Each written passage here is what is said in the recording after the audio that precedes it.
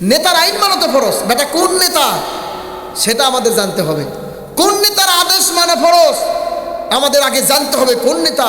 যে নেতা রাসূল সাল্লাল্লাহু আলাইহি ওয়াসাল্লামের সুন্নাহ মোতাবেক জীবনযাপন করে। জোরে বলেন ঠিক কিনা?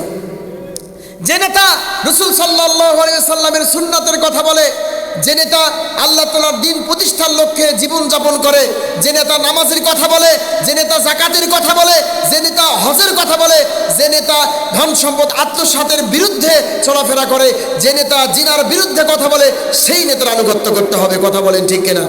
আমরা নেতার আনুগত্য করি কোন নেতা? যে নেতার ভিতর রাসূলের সুন্নাত নাই। বলেন ঠিক কিনা? আমরা ভুল পথে আছি না সঠিক পথে আছি? তাহলে বলেন। আনুগত্য করতে হবে কোন নেতার? যে নেতা রাসূল সাল্লাল্লাহু আলাইহি সাল্লামের সুন্নাহ মোতাবেক জীবনযাপন করে। আল্লাহ পাক রব্বুল আলামিন পবিত্র কোরআনুল কারীমে এই নেতা সম্পর্কে আল্লাহ রব্বুল আলামিন বলেন, আতিউল্লাহ ওয়া আতিউর রাসূল ওয়া উলিল আমরি মিনকুম। সূরা বলেন আল্লাহু আকবার। আল্লাহ পাক রব্বুল আলামিন বললেন, তোমরা আল্লাহর আনুগত্য করো, রাসূলের আনুগত্য করো, এবং তোমাদের মধ্যে যারা নির্দেশ দেওয়ার অধিকারী রাখে, যারা অধিকার রাখে তাদের আনুগত্য করো।